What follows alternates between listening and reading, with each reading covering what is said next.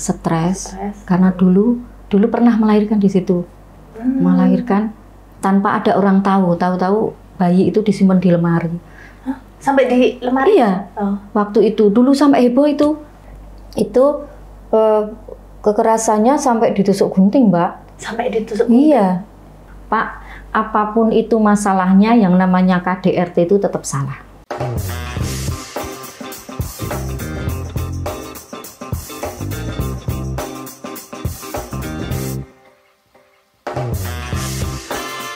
Community Development Bethesda Podcast. Halo Sobat Sidi Bethesda, kembali lagi di Community Development Bethesda Podcast bersama saya Prisa. Kali ini kita akan mengupas langsung peran warga peduli AIDS atau WPA dalam mendampingi kasus kekerasan terhadap kelompok rentan. Tentunya bersama tamu yang sangat spesial. Sudah hadir bersama kita kali ini ada Ibu Siti Khalifah atau yang kerap disapa Bu Iva. Beliau adalah salah satu kader warga peduli AIDS di Kelurahan Sosromenduran, Kota Yogyakarta. Beliau aktif mendampingi kelompok rentan dalam menghadapi berbagai tantangan. Halo Bu Iva. Halo Mbak Prisa. Apa kabar? Alhamdulillah baik. Boleh disapa Sobat Sidi Bethesda? Halo Sobat Sidi Bethesda. Sudahkah Anda menebar kebaikan hari ini? Oke, baik Bu Iva. Tadi Sobat Sidi Bethesda sudah tahu loh kalau Bu Iva itu adalah warga peduli AIDS gitu ya. Kenapa Bu Iva tertarik menjadi kader warga peduli AIDS dan sejak kapan Bu Iva bergabung di WPA? Iya, saya jawab yang nomor 2 ya Mbak Prisa dulu. Saya bergabung di kader WPA itu di tahun 2018, di mana saat itu saya pertama kali mengikuti pelatihan tentang HIV/AIDS yang diadakan oleh Sidi Bethesda. Di situ saya tahu apa sih HIV/AIDS itu, gimana cara penularannya. Sejak saat itu saya jadi tertarik, termotivasi karena saya merasa di Kelurahan Sosromenduran itu ada tempat yang di situ rentan untuk penularan HIV/AIDS. Dan disitulah saya termotivasi untuk menjadi kader WPA. Saya ingin mengedukasi masyarakat agar mereka bisa mengetahui dan bisa mencegah bagaimana caranya biar bisa tidak tertular HIV. Jadi berangkat dari kepedulian melihat sekelilingnya ada potensi risiko penyebaran HIV yang lebih luas gitu ya Bu ya. Iya, betul. Tapi sebetulnya Ibu tuh paham tidak, tahu tidak bahwa yang didampingi itu tidak hanya pekerja seks tapi kelompok-kelompok rentan yang lain seperti transpuan mungkin, kemudian anak jalanan atau dan lain sebagainya. Apakah Ibu punya bayangan itu di awal? Sebelumnya tidak. Jadi sebelumnya saya tahunya HIV/AIDS itu penyakit yang sangat menakutkan. HIV/AIDS itu penyandangnya itu hitam, terus pokoknya menakutkan lah seperti itu. Tidak punya harapan hidup gitu ya. Terus setelah saya bergabung dengan Sidi Bethesda, di situ setiap kali pertemuan ODIF, terus transpuan juga dihadirkan, kita jadi bisa berkenalan. Oh ternyata ODIF itu tidak semenakutkan selama ini yang saya pikirkan. Oke, berarti ada perubahan cara pandang gitu lah setelah melihat adanya edukasi yang diberikan, kemudian kelompok-kelompok ini didampingi gitu, kemudian ada pandangan positif bahwa kelompok rentan itu tidak semenakutkan dari yang dibayangkan gitu ya. Iya, setelah bertemu langsung. Begitu. Kemudian selain menjadi warga peduli AIDS, Ibu Iva itu sebagai kader apa di masyarakat? Iya, banyak banget Mbak. Banyak banget ya. Bajunya itu sampai satu lemari aja kurang. Gitu. Iya. Kader kesehatan, entah itu kesehatan umum, entah itu kesehatan jiwa, terus kader sigra, kader pengolahan sampah. Nah, yang menarik itu sigra ini ya. Betul. Kalau sigra itu bergerak di? Sigra itu singkatan siap gerak mengatasi kekerasan. Siap gerak mengatasi kekerasan. Gitu. Jadi yang kita bantu itu yang sudah menjadi korban kekerasan. Oke, baik. Jadi selama ini korbannya perempuan atau kebanyakan laki-laki? Oh, kalau kita khusus perempuan dan anak. Perempuan dan iya, anak gitu ya. Khusus perempuan dan anak. Oke, baik Bu Iva. Kemudian kembali lagi nih, Bu Iva kan menjadi warga peduli AIDS. Ada nggak cerita yang menarik, berkesan di hati Bu Iva ketika menjadi kader warga peduli AIDS? Kesan yang menarik itu, dan sampai saat ini saya merasa saya berhasil mengedukasi masyarakat yang dulunya mendiskriminasi ODIF. Di saat itu juga langsung hilang diskriminasi. Itu saya merasa sangat berhasil di suatu RW di wilayah Kelurahan Sosro Menduran. Kita mengedukasi, dan di situ kita dihadirkan Mbak Lisa yang dari Pita Merah. Mbak Lisa bercerita, yang pertama kali saya menyampaikan tentang HIV itu, mereka pokoknya HIV itu orangnya harus dijauhi. Tidak boleh kalau ada yang hidup di sini harus pergi dari RW sini, seperti itu. Tapi setelah mereka mengetahui bahwa cara penularan HIV itu tidak segampang penularan COVID pada waktu itu, masih di saat COVID. Itu mereka jadi terbuka. Jadi mereka langsung, oh ternyata HIV itu seperti itu toh.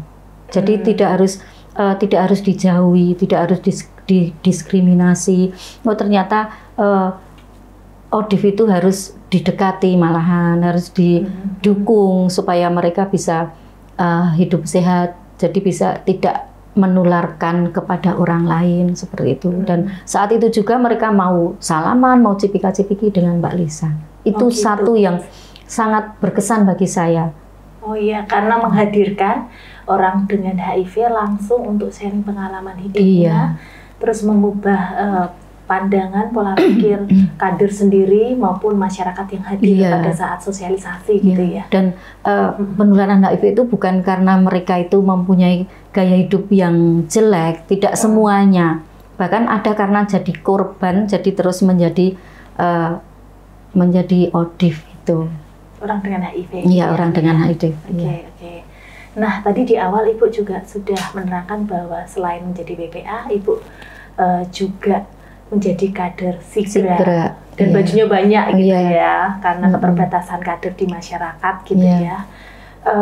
Pada saat mendampingi kekerasan terhadap perempuan dan anak nih Bu ya, pengalaman pertama itu seperti apa Bu? Sepertinya menarik nih. Iya. Pengalaman pertama dengan kelompok rentan, itu saya waktu itu dimintain tolong untuk salah satu pekerja seks perempuan di Gang 3. Itu stres, Mbak. Stres karena dulu pernah melahirkan di situ. Melahirkan tanpa ada orang tahu bayi itu disimpan di lemari. Sampai di lemari? Iya. Waktu itu dulu sampai heboh itu. Tapi udah berapa tahun yang lalu, udah lama. Kenapa disimpan di lemari? Ya kan karena mungkin sudah punya bibit-bibit stres ya, terus kan hamil. Hamil terus melahirkan sendiri, jadi tidak ada yang tahu, temannya itu tidak ada karena yang tahu. Karena tidak ada yang mendampingi pada saat dia memiliki bayi gitu ya. Terus setelah itu mbaknya itu pulang, rumahnya daerah Jawa Barat, pulang. Bayinya diajak atau? Bayinya meninggal, Mbak. Oh, meninggal. Iya, karena ada disimpan di lemari lama itu, terus meninggal. Terus mbaknya itu datang lagi setelah beberapa tahun, datang lagi, di situ dia membuka lagi, tapi gratis. Jadi teman-teman sesama pekerja seks itu terus nggak laku kan. Kan mereka yang datang itu pinginnya ke mbak itu karena gratis gitu loh. Terus mbaknya itu dibully. Udahlah orangnya cantik, Mbak. Terlalu. Dia pekerja seks ya? Iya, pekerja seks. Tapi ya itu karena stres. Jadi pokoknya yang penting bisa makan gitu aja lah. Gitu. Terus saya ditelepon waktu itu sama teman sesama Sigra. Tapi teman saya Sigra itu Sigra dari kelurahan lain. Karena kejadiannya di Kelurahan Sosro Menduran, jadi yang harus mendampingi yang Sigra Kelurahan Sosro Menduran. Sigra lain itu karena tempat tinggalnya Enggak, karena Gimana? kebetulan dia punya usaha di situ. Oh, iya. Punya usaha di situ. Terus saya ditelepon, saya datang. Saya datang ketemu sama mbaknya itu. Ya, memang orangnya diem aja, diajak omong cuma diem aja, nggak respon, nggak apa-apa. Terus saya saya telepon petugas dari dinas sosial yang ditempatkan di Kementerian Kedongtengen. Itu terus beliaunya datang, wawancara tetap tidak bisa karena orang stres jadi nggak mau ngomong. Akhirnya langsung telepon ke dinas sosial dan dibawa. Setelah itu dipulangkan ke tempat asalnya. Itu selesai. Jadi saya hanya mencarikan jalan aja, nggak mendampingi langsung, tapi jalan gimana, karena dari mereka pengen dia pergi dari situ gitu. Takutnya kalau nanti lama-lama terus dianiaya atau gimana kan, untuk kebaikan mbaknya yang stres ini juga. Jadi Gitu. itu pengalaman pertama Bu Iva ya, karena masih sangat berhati-hati ya. Iya. Sebagai kader juga harus menjaga diri, kemudian kita juga harus melihat, membaca situasi yang tepat ketika melakukan pendampingan gitu ya. Bu ya. Ini Bu Iva, korban kekerasan, mendampingi korban kekerasan itu kan sangat susah ya. Iya. Pasti banyak hambatan ya, ada banyak tantangan gitu, karena tidak mudah. Menurut Bu Iva, tantangan-tantangan itu apa saja sih? Iya, tantangan yang pernah saya alami sendiri ya Mbak, saya itu disalahkan oleh pelaku. Jadi pelaku itu meneror saya, WA terus, istri saya di mana, karena pada waktu itu karena terjadi kekerasan yang semalam sampai pokoknya nggak karu-karuan lah, padahal orangnya cantik, putih cantik gitu, tapi badannya sampai biru-biru semua, sampai udah pokoknya sampai dokternya yang visum itu sampai bilang, Mbak ayu ngantek koyong ini, sampai bilang gitu. Iya. Saking korbannya cantik gitu. Iya, karena itu jadi semalaman diajar terus sama suaminya. Kalau suaminya udah capek tidur, bangun-bangun ingat gitu, terus langsung mengajar lagi gitu. Akhirnya pagi-pagi dia buka jendela, teriak-teriak, datanglah satpam. Terus begitu saya pengen pulang begitu turun, diantarkan sama suaminya. Begitu turun, kebetulan rumahnya kan ledok ya. Ledok, jadi ada tangga turun gitu kan di daerah sungai gitu. Dia langsung lari, langsung nggak masuk ke rumah orang tuanya, tapi masuk ke rumah tetangganya. Nah, suaminya kan baru nyetandarkan motor, jadi nggak bisa mengikuti langsung tuh. Begitu turun langsung cari mana? Yuk, nggak di sini kok. Ibunya kan juga gitu, merasa nggak datang gitu loh. Dicari-cari nggak ada. Terus pulang suaminya, dan setelah itu ibunya telepon saya. Pokoknya visum. Yang penting visum dulu. Udah setelah visum, kan korbannya stres juga, ketakutan terus gitu. Akhirnya karena saya juga nggak mampu, kalau saya sendiri yang mendampingi, saya ke Reksodia Utami, saya antar ke sana. Terus disarankan untuk ke shelternya biar aman. Iya, rumah aman gitu. Iya, rumah aman biar aman. Setelah itu gantian ibunya yang stres karena terus diteror sama suaminya. Ibunya yang stres, terus saya juga mendampingi ibunya, terus saya sendiri juga ikut stres karena saya juga diteror, datang ke rumah saya beberapa kali mencari istri saya di mana gitu. Iya, diancam gitu ya. Iya. Kalau pergi diikuti Mbak. Kalau saya waktu itu kan korban minta dibawakan baju karena bajunya nggak ada gitu loh, belum bawa baju. Waktu itu kan baru datang konsultasi, tapi dari sana pokoknya langsung di sini aja biar aman kan gitu. Jadi mau ngantarkan saya nggak berani, takutnya diikuti terus tahu kalau di situ. Iya. Gitu. Jadi akhirnya dibelikan baju oleh dari pihak Reksodia Utami. Itu tantangan dan yang benar-benar terjadi dengan saya. Iya. Karena suaminya menyalahkan kenapa. Dan akhirnya cerai. Iya, Dan karena cerai. merasa itu istrinya, jadi dia juga harus punya hak dong. Istrinya kemana aja dia harus tahu gitu ya. Iya, tapi kan demi keamanan. Iya. Karena siapa tahu nanti terjadi lagi kan gitu. Iya, sampai sebegitu ya, Bu. Iya. Itu yang paling berkesan bagi saya, tantangan yang berat itu salah satunya itu. Tantangan yang kedua, saya menghadapi seorang ibu rumah tangga yang setelah saya kejadian itu saya jadi tahu karena kan ternyata dia juga seorang tukang pijet dan punya bisa di booking gitu. Itu kekerasannya sampai ditusuk gunting, Mbak. Sampai ditusuk gunting? Iya, sampai korbannya itu tidak sadar beberapa hari di rumah sakit. Waktu itu, ya. Dan ketahuannya kenapa, Bu? Ketahuannya kan karena dia ngekosnya di daerah Pringgokusuman malah. Iya. Ngekos terus teriak-teriak kan, terus tetangganya yang bawa ke puskesmas waktu itu dalam keadaan nggak sadar. Terus dari puskesmas karena nggak bisa menangani, dibawa ke PKO, di PKO 4 hari di sana. Gitu. Nah, setelah itu kita edukasi terus. Ayo Mbak lapor polisi, ayo Mbak lapor polisi. Kalau yang namanya kekerasan, apapun itu lapor polisi. Iya. Gitu. Akhirnya lapor ke polisi dan waktu itu karena viral ya Mbak. Ini kan kejadian viral. Jadi langsung PPA kota kan langsung tahu. Saya ditelepon dari PPA, Bu, ini yang namanya Bu ini hari ini mau BAP di Polsek, tolong didampingi. Oke. Jam 9 nanti ketemu di Polsek. Jam 9. Di sana saya waktu itu ngobrol-ngobrol dengan penyidiknya. Salah satu penyidiknya itu bilang sama saya, waktu kan tempatnya di lain tempat ya. Penyidiknya ada beberapa, yang salah satu itu, Bu, saya pengen ngobrol sama Ibu gitu. Penyidiknya, oke, saya ke tempat penyidik yang satu, ini buat BAP, didampingi oleh teman saya yang satunya. Penyidiknya bilang, Bu, menurut Ibu, KDRT ini benar apa enggak?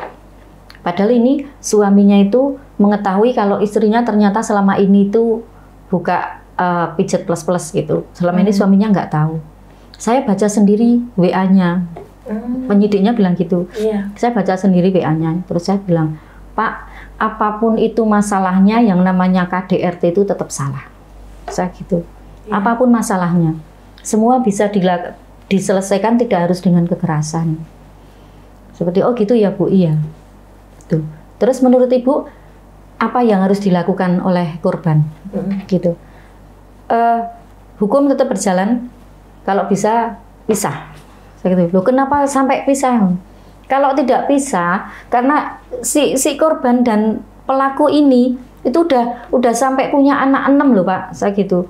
Sampai anak 6. Anak 6. Itu pun pakai kekerasan. Iya, kekerasan dulu, terus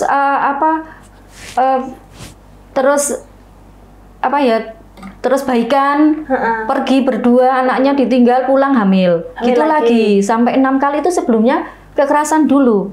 Kalau ini terjadi lagi, besok hamil lagi Pak. Saya gitu sama penyidiknya, ketawa itu Pak. Jadi kalau sekampung gitu ya. Iya, gitu. Dan mereka itu tidak peduli anak saya makan apa enggak, gitu, tidak peduli. Pokoknya yang penting ditinggal. Dan saat ini ibunya yang selama ini membantu ngerawat anaknya itu kan baru keadaan sakit. Kemarin sempat gejala stroke, itu kan kasihan toh Mbak. Kasihan. Gitu. Masa depan anak juga nggak dipikirkan gitu ya. Soal makan, soal pendidikan, soal biaya yang lain gitu ya. Iya, dan saya baru mengalami yang namanya membuat BAP itu ternyata lama banget Mbak. Dari jam 9 sampai jam 4 sore itu baru selesai. Dan di situ kan di Polsek, dan suaminya itu kan juga di situ, di mana di penjaranya di Polsek itu. Mendengar istrinya kan, suara istrinya waktu di BAP kan, istrinya ngomongnya kan juga keras-keras gitu. Manggil istrinya itu.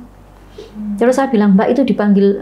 Enggak Bu, saya itu kalau lihat wajah suami saya, nanti saya jadi luluh, nanti saya enggak jadi cerai dan enggak jadi ini BAP ini, nanti saya tarik gitu. Jadi mending saya nggak melihat suami saya. Gitu. Bilangnya gitu. Iya. Itu juga termasuk. Berarti dia sudah punya kesadaran bahwa dia harus memutus mata rantai kekerasan. Iya, dengan tidak bertemu sama suami. Iya, Tuh. Gitu itu tantangan selanjutnya Mbak yang saya hadapi. Luar biasa. Jadi memang perlu waktu. Iya. Padahal Mbak, kan kebetulan saya juga di rumah punya punya kayak catering kecil-kecilan gitu. Itu pas ada pesanan Mbak, saya pas buat pesanan. Jadi harus saya tinggal seharian, tapi saya pulang, Pak, maaf saya pulang dulu, saya nyelesain. Enggak apa-apa Bu. Terus ditelepon, Bu ini hampir selesai, kesini lagi. Oke, saya kesana lagi gitu. Luar biasa loh Bu semangatnya. Iya, ya gimana sudah. Saya merasa kalau saya bisa membantu orang itu suatu kebanggaan tersendiri buat saya, dan merasa puas hati saya kalau bisa membantu orang lain. Luar biasa Bu. Iya. Kemudian Bu, ada nggak sih cerita yang betul-betul membekas di hati Ibu gitu? Satu saja. Iya. Waktu itu saya ditelepon dari PPA. Bu, ini ada kasus yang terjadi di Kelurahan Sosro Menduran. Dan kebetulan korbannya itu PSK gitu, dari PPA bilangnya gitu. Kebetulan PSK di Pasar Kembang. Ibu minta tolong didampingi visum ya. Saya spontan Mbak jawabnya, aduh, saya spontan gitu.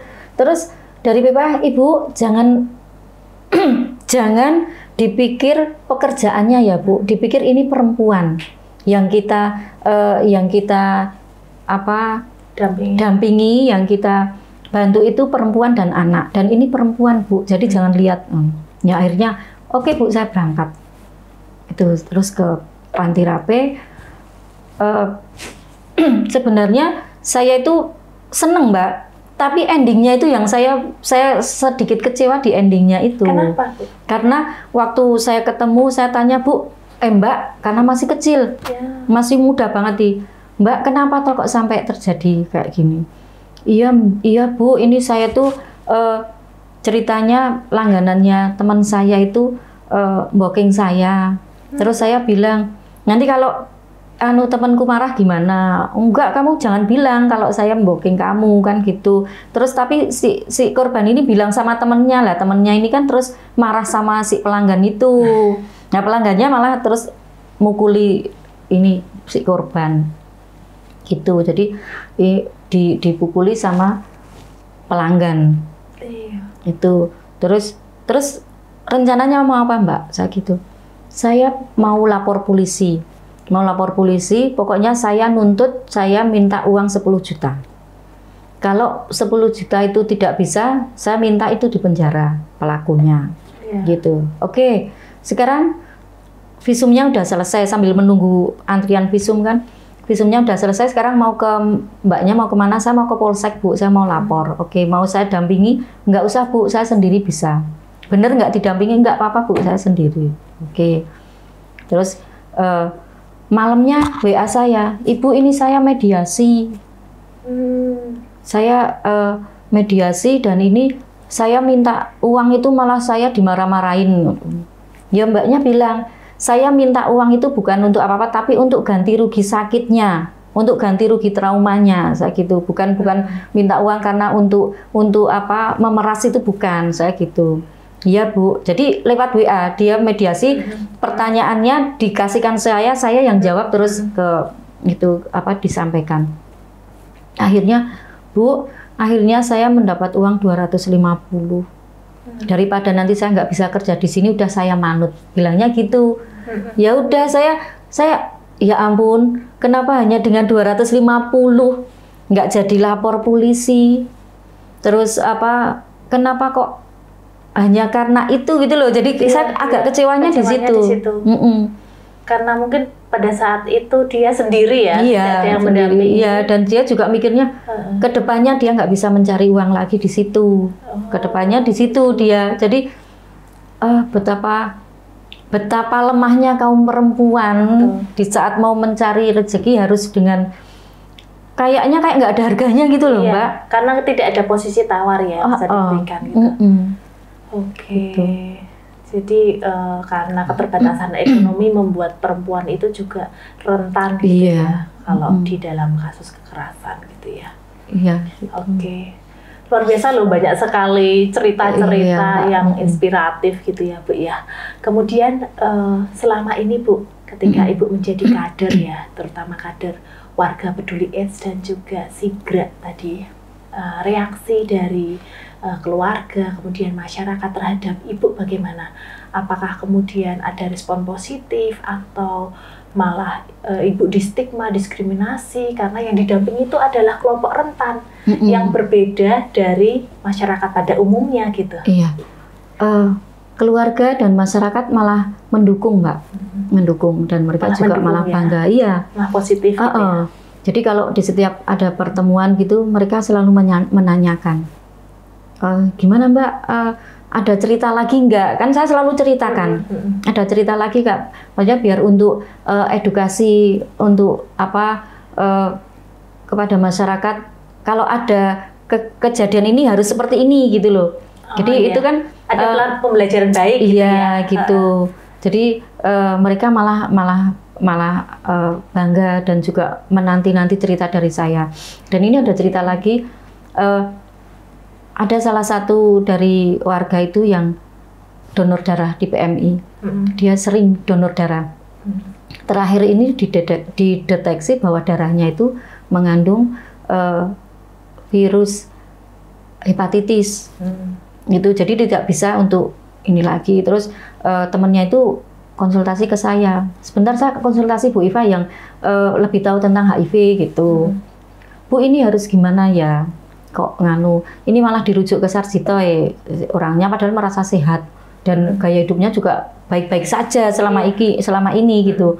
Terus ya udah Mbak, sekarang alon-alon konvisiti saya gitu.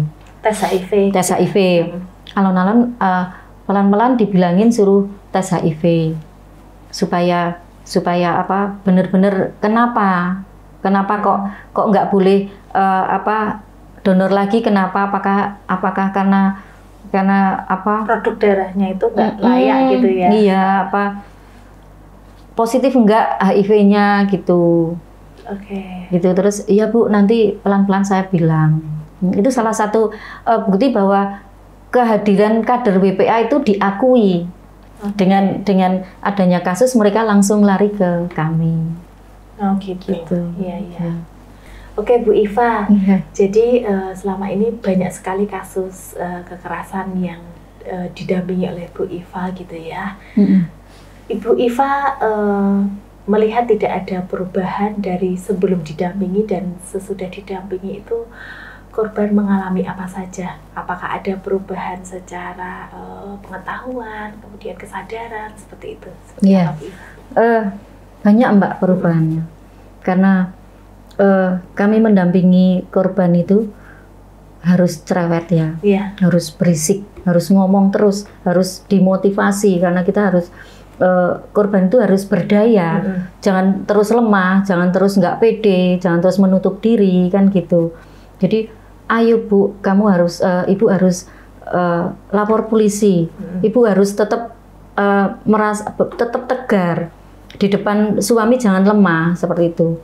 Jadi mereka sekarang yang dulu-dulunya itu menutupi kalau kena KDRT, kalau biru-biru kenapa Ibu jatuh, sekarang mau bercerita. Oh begitu. Jadi perubahan itu sekarang munculnya benar-benar banyak banget nih Mbak. Yang dulu nggak mau lapor sekarang mau lapor, yang dulunya merasa tertekan sekarang sudah pede lagi, sudah mau keluar, sudah mau bergabung dengan masyarakat lagi. Kalau biasanya kalau jadi korban itu mereka menutup diri, nggak mau gabung dengan masyarakat. Iya.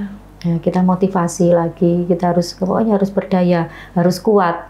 Jadi wanita harus kuat, jangan sampai terjadi lagi. Iya. Gitu.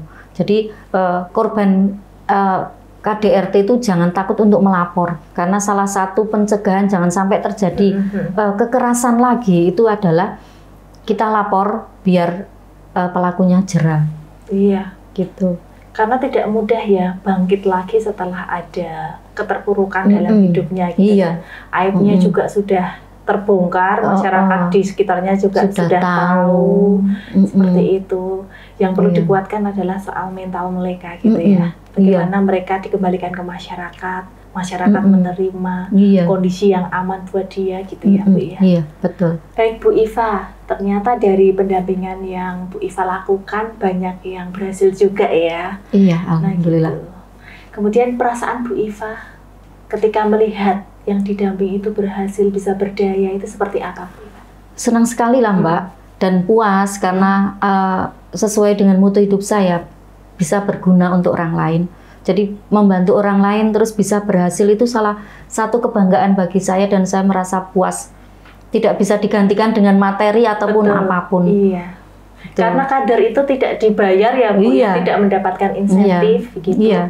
Tapi kepuasan batin itu bisa diterima gitu ya. Betul, iya. Iya, ketika melihat misalnya dampingan kita itu berhasil gitu, mereka bisa berdaya.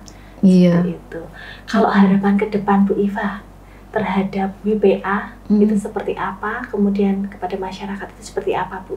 Harapan saya untuk warga peduli X, ada apapun tidak ada yang mendampingi, visi dan misi itu harus tetap dilaksanakan. Tujuan dari WPA itu kan memberi pembelajaran kepada masyarakat apa itu HIV, gimana pencegahannya, dan gimana kita peduli dengan HIV. Itu yang tetap harus dilaksanakan, dan kedepannya saya ingin masyarakat khususnya Sosro Menduran itu menjadi WPA atau mereka peduli dengan HIV untuk diri sendiri dan untuk keluarganya. Luar biasa. Iya. Jadi ini kita tambahkan virus ya. Virus-virus positif ini bisa menyebar tidak hanya di kader WPA tetapi juga kepada Untuk masyarakat, ya, untuk lebih betul. peduli terhadap kelompok rentan, terhadap Iya. orang dengan HIV seperti itu ya Bu. Iya, betul. Nah, ini terakhir Bu Iva. Iya. Pesan yang ingin disampaikan Ibu untuk Sobat Sidi Bethesda itu seperti apa? Silakan. Iya. Dan untuk Sobat Sidi Bethesda, jangan berdiam diri, jangan cuek melihat kekerasan yang terjadi dengan perempuan dan anak. Bantu mereka supaya mereka bisa berdaya. Luar biasa Bu Iva. Oke, Sobat Sidi Bethesda, dari cerita Bu Iva, sekarang kita mengerti betapa besar peran warga peduli AIDS dalam mendampingi kelompok rentan, bukan hanya dalam edukasi HIV dan AIDS saja, tetapi juga dalam menghadapi berbagai kasus kekerasan. Ada banyak tantangan, tapi dengan kepedulian, keberanian, dan solidaritas, mereka terus berjuang untuk menciptakan lingkungan yang lebih aman dan inklusif bagi semua orang. Kita juga belajar bahwa perubahan itu dimulai dari kepedulian. Ketika ada seorang yang berani berdiri dan membantu, maka harapan untuk kehidupan yang lebih baik akan selalu ada. Terima kasih Bu Iva Ya, sudah sama-sama Mbak hadir di Prisa. sini untuk membagi cerita-cerita yang inspiratif bagaimana Bu Iva mendampingi korban kekerasan dan kelompok rentan begitu ya. Dan semoga nanti Sobat Sidi Bethesda dimanapun mereka berada dapat juga meneruskan semangat-semangat perjuangan Bu Iva dalam Amin. menghadapi kasus-kasus korban kekerasan begitu ya, supaya korban-korban ini juga berdaya gitu. Amin, ya. Terima kasih kami ucapkan kepada seluruh Sobat Sidi Bethesda yang setia mengikuti perbincangan kita kali ini. Jangan lupa like, comment, share, and subscribe YouTube channel Sidi Bethesda. Dan sampai bertemu di Community Development Bethesda Podcast edisi selanjutnya. Saya Prisa, pamit undur diri. Dukung orangnya, cegah virusnya. Stop stigma dan diskriminasi pada ODIF. Semua setara, akhiri AIDS, dan Stop kekerasan.